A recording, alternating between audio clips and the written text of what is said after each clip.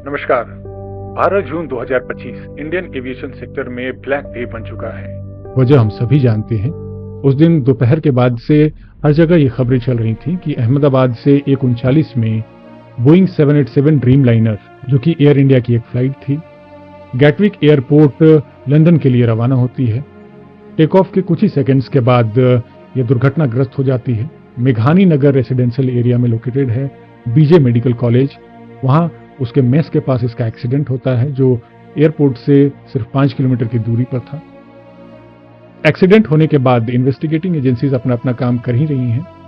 Government ने भी separate committee बनाया है, जिसकी पहली बैठक 16 जून को हुआ। लोग भी अपनी तरफ से अंदाजा लगाने की कोशिश कर रहे हैं, समझने की कोशिश कर रहे हैं कि इतनी बड़ी दुर्घटना किस वजह से हुई होगी।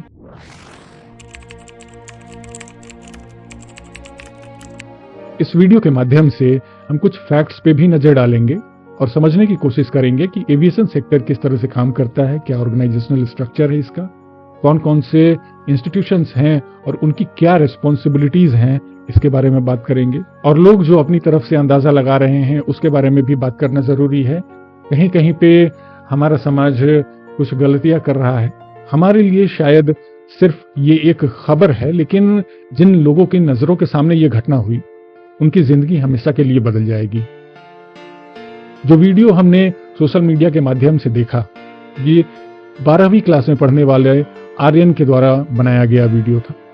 उसके परिवार से इंटरव्यू के दौरान मीडिया को उसने बताया, इससे पहले उसने कभी प्लेन देखा नहीं था, और जब उसने सुना कि एरोप्लेन बहुत नजदीक से जा रहा है, वो दौड़ता हुआ छत की तरफ जाता है, ये सोचकर कि अपने दोस्तों को दिखाएगा, जिस पल को वो अपने कैमरा में कैप्चर करना चाह रहा था, उसे बिल्कुल अंदाजा नहीं था कि ये उसकी जिंदगी का सबसे दर्दनाक याद बन के रह जाएगा। जब ये एक्सीडेंट हुआ तो प्लेन में बैठे सभी लोगों की जान चली जाती है। सिर्फ एक पैसेंजर जो सीट नंबर 11A पे बैठे थे, विश्वास कुमार रमेश, उनकी जान बच जाती है। और जब ये खबर पूरी दुनिया को पता चलती है तो थाईलैंड से भी एक क्लेम आता है। 1998 में वहां के एक एक्टर प्लेन में सफर कर रहे थे और उनके प्लेन का भी एक्सीडेंट हुआ था। वो भी सीट नंबर 11A पे बैठे हुए थे और उनकी भी जान बच जाती है। ये फैक्ट अपने आप में एक दिलचस्प कहानी कहता है। 7 ऐसे लोगों की भी कहानी सामने आई जो इस प्लेन में जाने वाले थे, लेकिन किसी न किसी वजह से ये जा नहीं पाए। ये एक्सीडेंट कोई छोटा मोटा एक्सीडेंट नहीं है। लगभग 1,26,000 लीटर फ्यूल उस प्लेन में उस वक्त था जिस वक्त ये घटना हुई है। तो आप सोच सकते हैं 1,26,000 लीटर तेल अगर जलेगा तो कितना बड़ा हादसा होगा, कितना इंपैक्ट होगा उसका। बात करते हैं जो स्पेकुलेशंस किए जा रहे हैं उसके बारे में। सबसे पहला क्लेम ये किया जा रहा है कि ये एक ह्यूमन एरर की वजह से एक्सीडेंट हुआ होगा, लेकिन जब तक हमारे पास कंक्रीट इंफॉर्मेशन अवेलेबल नहीं है, इस तरह से किसी इंडिविजुअल के ऊपर ब्लेम करना बहुत गलत बात है। क्योंकि आप उस फैमिली के बारे में सोचिए जिनका ये लॉस हुआ है, जो कैप्टन्स जिस फैमिली से बिलोंग करते होंगे, अभी वो उस दुख में हैं और उसके बाद हम ये क्लेम कर रहे हैं, ये अपना अंदाजा लगा रहे हैं। सिर्फ अभी हमारे पास कोई इंफॉर्मेशन नहीं है, अपना अंदाजा लगा रहे हैं और उनको ब्लेम कर रहे हैं कि उन्हीं की गलती की वजह से इतने लोगों की जान चली गई। कैप्टन सुमित सब्रवाल जो मेन पायलट थे, उनका फ्लाइंग एक्सपीरियंस 8,200 घंटे का था। आप एक बार अंदाजा लगाकर देखिए, अगर कोई पायलट एक साल में 1,000 घंटे भी अगर फ्लाई करता है, फिर भी उसको 8 साल लगेंगे। अगर इतने एक्सपीरियंस्ड पायलट्स के ऊपर हम इस तरह से सवाल उठाएंगे तो ये बहुत गलत बात है। जब तक हमारे पास कंक्रीट इंफॉर्मेशन नहीं आती है, हमें थोड़ा रुकना चाहिए। हमारे देश में ये बहुत आम हो गया है कि कोई भी घटना होती है, हम बहुत जल्दीबाजी में होते हैं विलेन और हीरो को आइडेंटिफाई करने में। जब तक ब्लैक बॉक्स का इंफॉर्मेशन नहीं आता है, ऑफिशियल कंफर्मेशंस नहीं होते हैं, हमें थोड़ा रुकना चाहिए इस तरह की बचकानी हरकतों से। और मैं ये बचकानी हरकत इसलिए बोल रहा हूं क्योंकि फ्लाइट जब टेक ऑफ कर रही थी, उस वक्त जब पायलट को ये अंदाजा हुआ कि कुछ न कुछ गड़बड़ है, तो उसने ATC को, एयर ट्रैफिक कंट्रोल को सिग्नल दिया। Aircraft communication addressing reporting system के थ्रू, ACARS के थ्रू उसने ये बताया ATC को कि कुछ न कुछ प्रॉब्लम है, थ्रस्ट में और लिफ्ट में प्रॉब्लम आ रही है, स्मूथ टेक ऑफ नहीं कर पा रहे हैं। लेकिन एटीसी जब तक रिवर्ट बैक करती, कम्युनिकेशन टूट चुका था और कुछ ही सेकंड्स में, बहुत ज्यादा समय भी नहीं था उनके पास कि वो कोई एक्शन ले पाते, और ये एक्सीडेंट हो जाता है। कुछ लोग ये भी अंदाजा लगा रहे हैं कि बर्ड हिट हुआ होगा, इसकी वजह से इंजन बंद हुआ है। हो सकता है। मैं आपको एक आंकड़ा बताता हूं।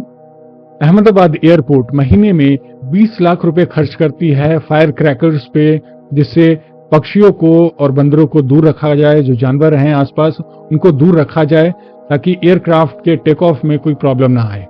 टेक ऑफ के बाद अगर कोई भी प्रॉब्लम आती है फ्लाइट में, तो पायलट्स 3 फेज में अलार्म रेज करते हैं। जो इस बार एक्सीडेंट से पहले अलार्म रेज किया गया था, ये मेडे अलार्म था। ये एक डिस्ट्रेस अलार्म होता है जब पायलट्स को अंदाजा होता है कि फ्लाइट आउट ऑफ कंट्रोल हो गई है, फायर का या फिर लॉस ऑफ कंट्रोल का सिचुएशन अगर होता है, या फिर इंजन फेलियर हो जाता है, तो उस वक्त इस अलार्म को रेज किया जाता है। मेडे एक फ्रेंच वर्ड से बना हुआ वर्ड है, जिसका मतलब होता है हेल्प मी। कुछ एक्सपर्ट्स ये भी बता रहे हैं कि टेक ऑफ के दौरान फ्लाइट का जो स्पीड होना चाहिए था उतना अटेन नहीं कर पाया था, इसलिए एयरक्राफ्ट में पूरा रनवे का इस्तेमाल किया टेक ऑफ करने के लिए। ये भी एक बहुत बड़ा मुद्दा है। जो हमारे देश में छोटे छोटे एयरपोर्ट्स हैं, वहां के रनवेज बहुत छोटे होते हैं, और इस घटना के बाद बहुत सारे स्टेट गवर्नमेंट्स ने ये स्टेप लिया है कि अपने रनवेज को एक्सटेंड करेंगे। जैसे पटना एयरपोर्ट में भी जो रनवे है वो बहुत छोटा रनवे है, और इस एक्सीडेंट के बाद गवर्नमेंट अब शायद फास्ट ट्रैक करके, जमीन एक्वायर करके रनवे को एक्सटेंड करे जल्दी से जल्दी। अगला जो स्पेकुलेशन है वो फ्यूल कंटेमिनेशन को लेकर है, कि शायद फ्यूल में कोई प्रॉब्लम होगा या पावर सप्लाई में प्रॉब्लम होगा, जिसकी वजह से इंजन तक फ्यूल नहीं पहुंचा। अभी हाल में पहलगाम में जो हादसा हुआ था, उसके बाद इतना बड़ा हादसा सुनने के बाद सबसे पहला रिएक्शन लोगों का ये था कि कहीं ये टेररिस्ट अटैक तो नहीं है। तो इसको रूल आउट नहीं किया जा सकता है, हो सकता है कुछ कॉन्स्पिरेसी हो इसके पीछे। अभी फिलहाल जो एयरपोर्ट, अहमदाबाद एयरपोर्ट है, ये अडानी ग्रुप के द्वारा चलाया जा रहा है, जो ग्राउंड ऑपरेशन है। लेकिन इसके पहले टर्किश कंपनी सेलेबी के द्वारा यहाँ के ग्राउंड ऑपरेशंस को किया जाता था, और पिछले महीने ही इंडियन गवर्नमेंट ने सिक्योरिटी पर्पसेस की वजह से इनके सिक्योरिटी क्लियरेंस को सस्पेंड किया था।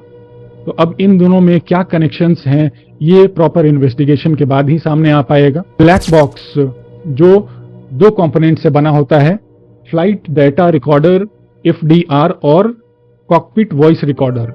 कॉकपिट वॉइस रिकॉर्डर में आवाज रिकॉर्ड होती है, और फ्लाइट डेटा रिकॉर्डर FDR, इसमें जो भी पैरामीटर्स होते हैं, जैसे कि फ्लाइट के आसपास जो प्रेशर है वो कितना बिल्डअप हुआ है, कितना एल्टीट्यूड है, और कितनी स्पीड से चल रहा है, और भी बहुत सारे पैरामीटर्स इसमें रिकॉर्ड होते हैं। एजेंसीज अपना इन्वेस्टिगेशन कंप्लीट करने के बाद ब्लैक बॉक्स से जो भी इंफॉर्मेशन अवेलेबल होता है वो जब पब्लिक डोमेन में आएगा, तब ऑफिशियल कंफर्मेशन के बाद हमें समझ में आएगा कि इस एक्सीडेंट का एक्चुअल वजह क्या था।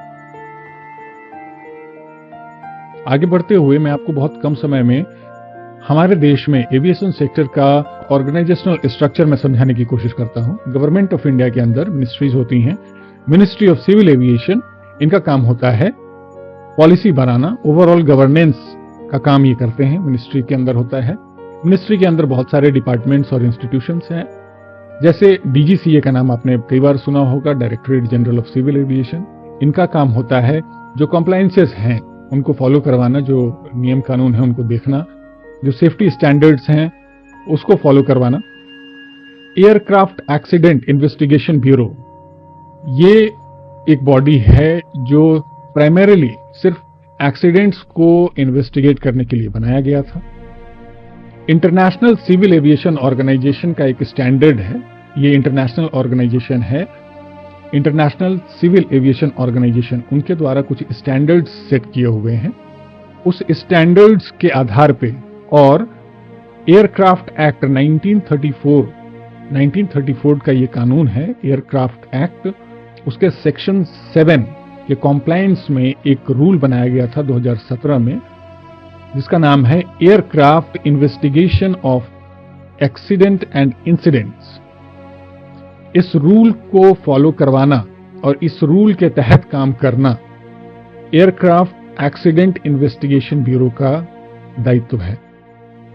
ये सिर्फ एक्सीडेंट्स जो होते हैं उनको इन्वेस्टिगेट करने के लिए इंडिपेंडेंट बॉडी बनाई गई थी।